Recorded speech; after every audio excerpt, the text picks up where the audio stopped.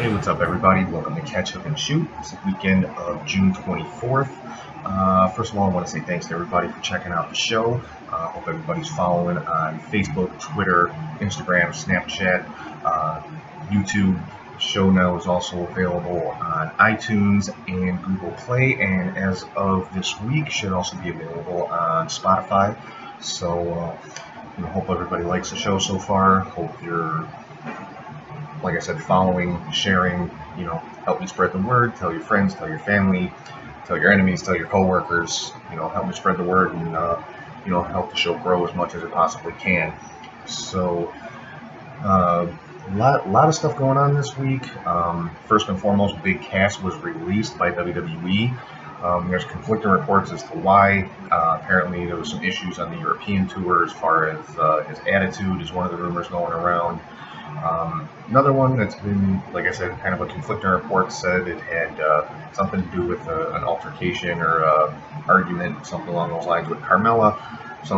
One source says yes, one source says no, so who knows, but bottom line, Big Cass was released, which, kind of sucks. I mean, I was a fan of Big Cass. I think, a bigger fan of him and Enzo as a tag team than I was of either of them individually. Enzo obviously was great on the mic. Not the best worker in the ring, but, and I think Cass was, he was still kind of growing as far as his mic skills, because obviously when they were in a tag team, Enzo did a majority of the talking, but, so maybe see the two of them together again on the indies somewhere.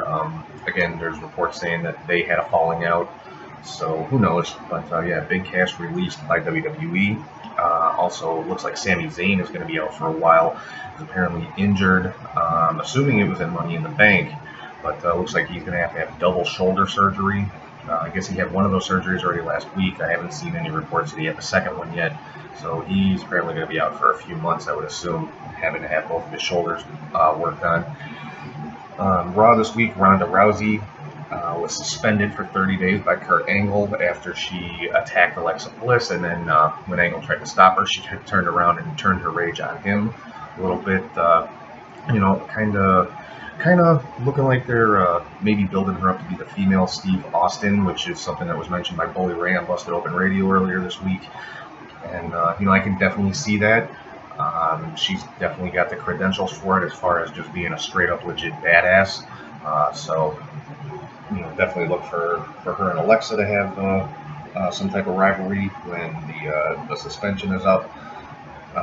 Probably, I would think, with the timing, probably going into SummerSlam, you'll probably see Ronda Rousey and Alexa Bliss, possibly in some type of three-way situation with Nia Jax as well. So the women's division on Raw is definitely looking very good right now. Those are probably the top three women on Raw, which says a lot considering that women's division also has Sasha Banks and Bayley. So, yeah, the women's championship picture on Raw is definitely starting to look very good. As far as the men's division on Raw, regarding the Universal Championship, they still haven't confirmed when Brock's next title defense will be. I would assume it's going to be SummerSlam, but there's no confirmation of that yet. But Kurt Angle did set up this week a quote-unquote multi-man match for Extreme Rules coming up here in a few weeks. Now, it's interesting because they didn't say how many men will be in the match. They also didn't say what type of match it would be. Considering it's at Extreme Rules, it could be like a street fight or, tables match, whatever. But so far, the only two men in that match are Roman Reigns and Bobby Lashley. I think Roman was kind of a given. They're still pushing him to be the top guy. Lashley actually was kind of a surprise to me coming out of the rivalry with Sami Zayn. I wasn't expecting them to throw him into the title picture right away, but I'm glad they did. He's obviously qualified, obviously deserving of it. So, as it stands right now, I'd love to see Bobby Lashley win that match, because I think everybody wants to see Lashley and Brock. And this, by a lot of accounts, could be Brock's last match in WWE, so I'd really like to see him against Bobby Lashley. And I definitely think Lashley could make a run with the Universal title. I don't know how long they would leave it on him if they went that direction, but, he's definitely one of the only guys I think that people would accept to defeat Brock Lesnar, because they have similar backgrounds, both have MMA experience, collegiate experience and are just legit, tough guys. So we'll have to see how that one comes out. Also, Seth Rollins lost the Intercontinental title this week to Dolph Ziggler, so I think that's probably a way to just kind of get the title off of Seth, put him into the Universal title picture. I'm sure he'll end up being a part of that multi-man match. And then over on the SmackDown side, surprisingly, Rusev won the number one contender slot for the WWE title, so it'll be Rusev and AJ Styles at Extreme Rules. Like I said, a little bit of a surprise. I mean, Rusev's gotten a push in the past. Looks like they're getting set to give him one again, putting him back in the main event picture. So, it's definitely a nice change of pace. I think I like SmackDown at this point probably more than Raw because it's not so predictable. You will see guys getting a push that maybe you didn't expect, like Rusev, like Jinder Mahal, and things like that. Another rivalry that looks to be heating up on the SmackDown side is Jeff Hardy and Shinsuke Nakamura. I know Paige tweeted today that there's going to be a U.S. title match coming up on SmackDown this coming week with Hardy and Nakamura. That should definitely be a great match. And it also looks like Jeff Hardy is kind of reverting to his brother Nero character a little bit, as part of the Woken universe, the Woken Hardys. So I was kind of been wondering when they were going to pull the trigger on that, because obviously it's working very well for Matt on the Raw side with him and Bray Wyatt holding the tag team titles. So now we saw Jeff this past week with the face paint and saying that his eyes are open and things along those lines. So we could be seeing the emergence of Brother Nero on the SmackDown side as part of the Woken universe, which I know a lot of people will get behind, including myself. So it'll be interesting to see where that goes. In NXT this past week during the UK tournament that they've been filming over there, Tyler Bate and Trent Seven beat the Undisputed Era for the NXT Tag Team titles, which I thought that was pretty cool. Fortunately, they only held them for a couple days when they did the TV tapings back at Full Sail Arena just a few days ago. They dropped the titles back to Undisputed Era, so it just kind of looks like they did it just to kind of give the UK fans a thrill, have the hometown guys take home the titles for a little while. But hopefully this is building towards what I think a lot of people want to see, which is British Strong Style, which is Pete Dunne, Tyler Bate, Trent Seven against the Undisputed Era. I just think that would be a phenomenal rivalry. Let it play out over a few months between now and the next NXT TakeOver. So hopefully they go in that direction and keep it rolling for a little while. Also, from the TV tapings, looks like Tommaso Ciampa is going to be the next one to go after Aleister Black for the NXT Championship. I cannot see this being a bad rivalry in any way. I mean, they're both phenomenal in the ring, and it should make for some great matches with these two. So let's see how that one plays out as well. Also, something that they looks like they're setting up is for Kairi Sane to be the next challenger for Shayna Baszler for the NXT Women's Championship. Again, another great rivalry. Of course, Kairi Sane won the Mae Young tournament last year, and the opponent she defeated in the finals was Shayna Baszler. So there's, it's already, the setup is there, the history is there. So that should be a great rivalry going forward too. So we'll have to see how all this stuff kind of plays out. So what I kind of wanted to talk about this week was concept of heels and baby faces in professional wrestling, kind of the history of that, and where it's come from, where it's at today, and where it's going.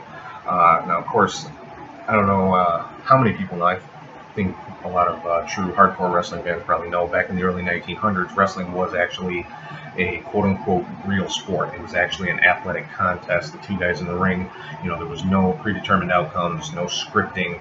Two guys got in the ring and fought it out for however long it took. There were no time limits or anything like that. And matches would go on for hours on end. We're talking 2-3 hours or more, and it was all completely mat-based wrestling. So you could literally see somebody holding a headlock for an hour and a half. It would not be uncommon. And from there, of course, that was back in the days of Frank Gotch and George Hackenschmidt, the original World Heavyweight Wrestling Championship that those two contended for the early part of the 20th century. From there, wrestling started to evolve after that with a wrestler by the name of Strangler Lewis, who was, I believe, 5-time World Heavyweight Champion. And he was part of what was known as the Gold Dust Trio at the time. It was Strangler Lewis, Billy Sandow, who was his manager, and a wrestler named Toots Mondt, who, if you haven't heard of Toots Mondt, he was actually a partner and I guess kind of a mentor as well of Vince McMahon Sr., helped to create the Worldwide Wrestling Federation, and was really the first one to push Bruno Sammartino as their top guy. Also had a hand in helping to build some of the other big stars of like the 50s, 60s, and into the 70s, guys like Cowboy Bill Watts and things like that. And Toots Mondt really was the creator of what we now know as professional wrestling. He's the one that came up with the ideas of time limits, countouts, no contests.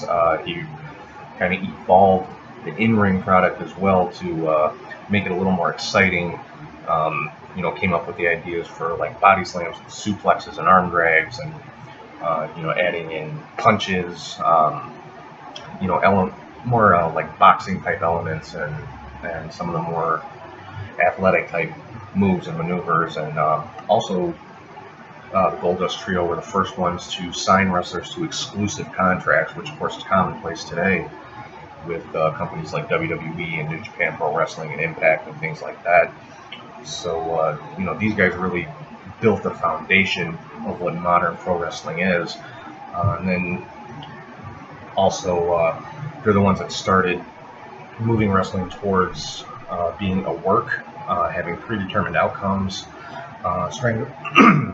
Strangler Lewis, of course, was their guy, and he was known as like the top wrestler in the world at the time. And he could pretty much win and lose the title at will. So they were very smart to the concept of, people are going to get bored with one guy holding the championship all the time. So that's when they started incorporating the predetermined outcomes, where Lewis would drop the title to a top popular contender for a little bit and then just win it back sometime later.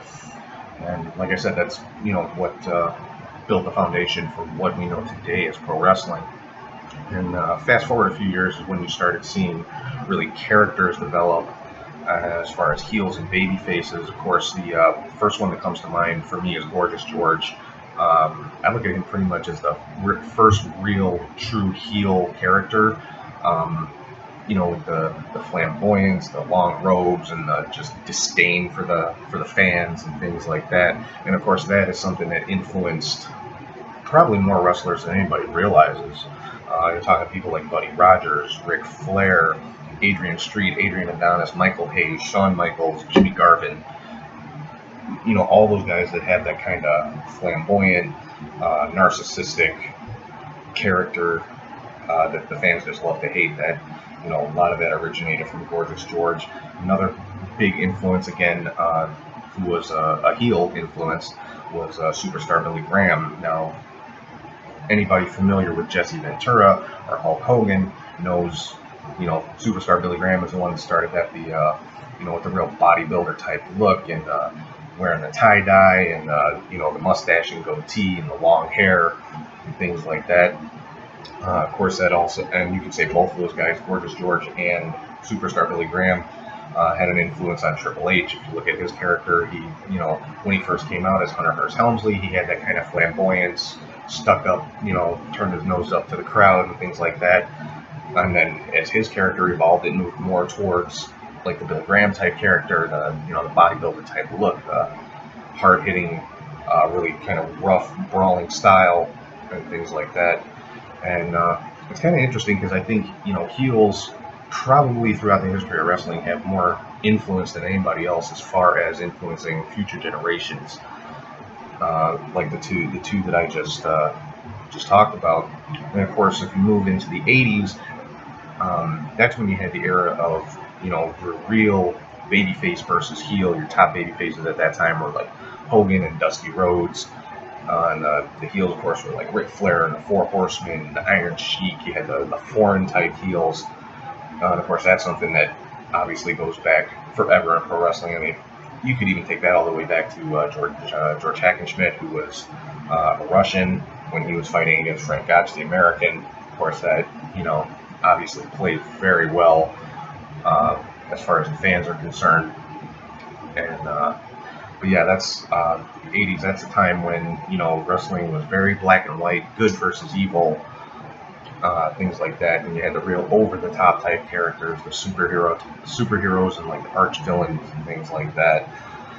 And then just a few years later is when you started seeing what would come to be known as tweeners. Not necessarily a babyface or a heel, but kind of in the middle, kind of a gray area. And of course, the first one that comes to mind when you talk about that is Steve Austin. Started off as a heel, evolved into the Stone Cold character, and fans just started to, really get behind it because it was so relatable. I mean, yes, he used the heel tactics, kind of the underhanded, tactics like that.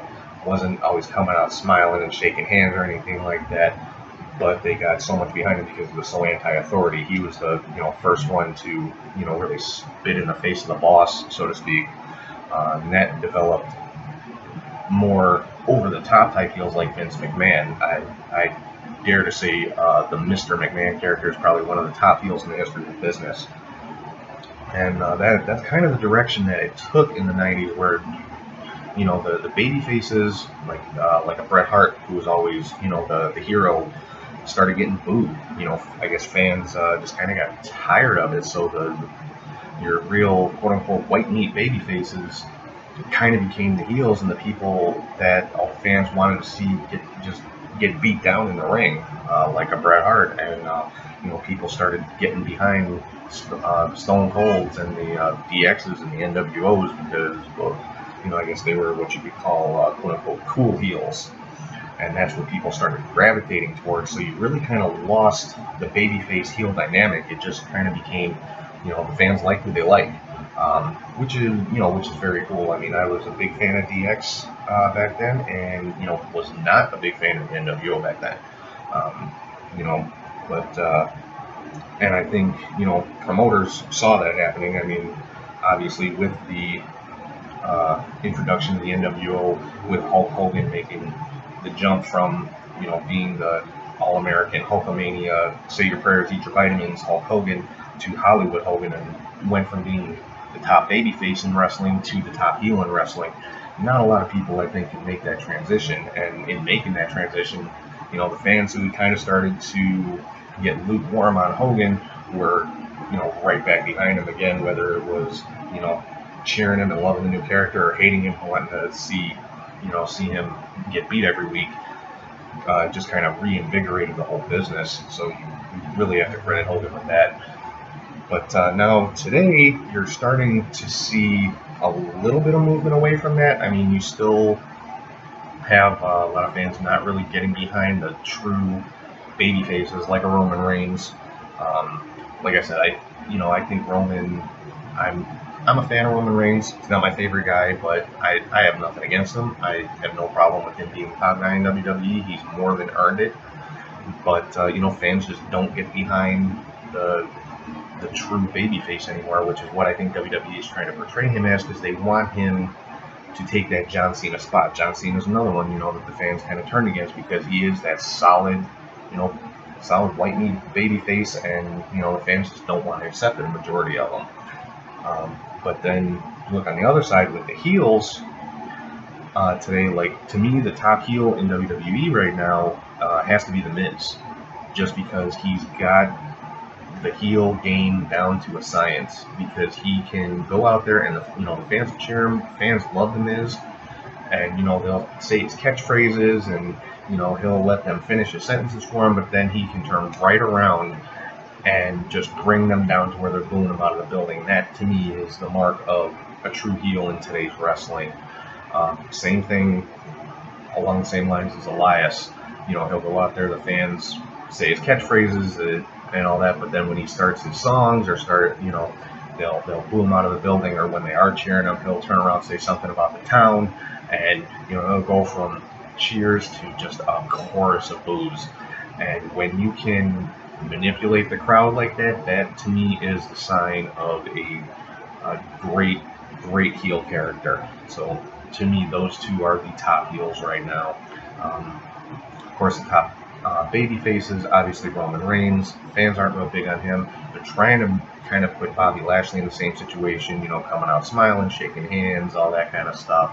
You know, not getting into any like underhanded tactics or anything like that. So they're trying to put Bobby Lashley kind of in the same position as a true straight babyface. It's working for the moment. The fans are still behind Lashley. I'm hoping it stays that way. You know, because I love Bobby Lashley. I don't want to see fans turn against him because of, you know, where his character's going. You know, I want to see Bobby Lashley go out there. I want him as a babyface because I think he's a better babyface than he is a heel. But, you know, I want to see that brutality and that, you know, no nonsense kind of attitude from him, like what he had in TNA or Impact. You know, rather than you know, because I wasn't real fond of the program that he had with Sami Zayn. I mean, nothing against him or Sami Zayn. I think they're both phenomenal. The storyline didn't work for me. I don't think it worked for a lot of people. I don't think it got a great response. But again, I'm not a writer. This is just my opinion. You know, you take it as you see fit. So you know, to me, it kind of looks like wrestling is trying to trend back towards having heels and baby faces very clearly defined, more so than it was in the Attitude Era in the 90s and things like that. They're trying to take it back to, you know, having clear-cut good guys and bad guys. Don't know how well it's going to work. I think it's working for some guys, like I said, with The Miz and with Elias. You know, definitely straight-up heels. And it's working very well for them. You know, I think it's probably harder to make a babyface than just to make a heel. It really is, because, you know, heels are cool. I mean, what other way can you say it? Quite honestly. So that's my take on it. That's kind of what I see. Let me know what you guys think. You know, feel free to leave me some comments. If you want to send an email or anything, it's catchhookshoot@gmail.com. Like I said, check me out on Facebook, Twitter, Instagram, Snapchat. Shows up on YouTube. It'll be on Spotify this week, on iTunes, Google Play, and of course on the home of Catch Hook Shoot is Podbean. If you go to podbean.com, search Catch Hook Shoot, you'll find it there as well. Search Catch Hook Shoot on any of those platforms, you should be able to find us, or even just put it in Google. It'll one of those will pop up. So yeah, like I said, thanks everybody for checking out the show. I really hope you guys are enjoying it. I'm having a good time putting it together. You know, I'm always looking for ideas, thoughts, criticism, anything at all you guys want to say, anything you want to see or hear me talk about. You know, drop me a line and let me know what you're thinking. If you love the show, you hate the show, hey, I welcome it all. So again, thanks for checking out the show, and hope everybody has a good week, and I'll talk to you guys next week.